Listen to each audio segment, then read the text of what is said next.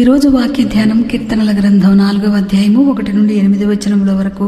నా నీతికి ఆధారమగు దేవా, నేను మొర్రపెట్టినప్పుడు నాకు ఉత్తరమిమ్ము. ఇరుకులో నాకు విశాలత కలుగు చేయబడవు నీవే. నన్ను కరుణించి నా ప్రార్థనను అంగీకరించుము. నరులారా, ఎంతకాలము నా గౌరవమును అవమానముగా మార్చెదరు? ఎంతకాలము వ్యర్థమైన దానిని ప్రేమింతురు? ఎంతకాలం అబద్ధమైన వాటిని వెదకుదురు? యెహోవా తన భక్తులను తనకు ఏర్పరచుకున్నాడని తెలుసుకొనుడి. నేను యెహోవాకు మొరపెట్టగా ఆయన ఆలకించను. భయము నుండి పాపము చేయకుడి. మీరు పడకల మీద నుండగా మీ హృదయములలో ధ్యానము చేసుకుని ఊరకుండుడి.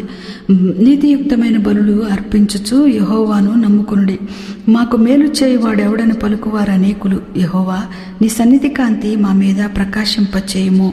వారి ధాన్య ద్రాక్షారసము విస్తరించిన నాటి సంతోషము కంటే అధికమైన సంతోషము నీవు నా హృదయములో పుట్టించితివి.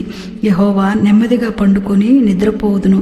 నేను ఒంటరిగానున్నను, నీవే నన్ను సురక్షితముగా నివసింపచేయుదువు. దేవుడి వాక్యం దీవించునుగాక. ఆమేన్.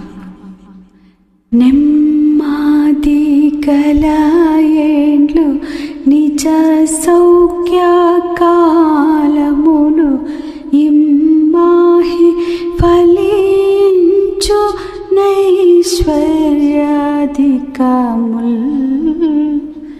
ఇమ్ముగా కలిగిన హృదయులమై వంద నములు రుణపడి ఉన్నాము నీకు.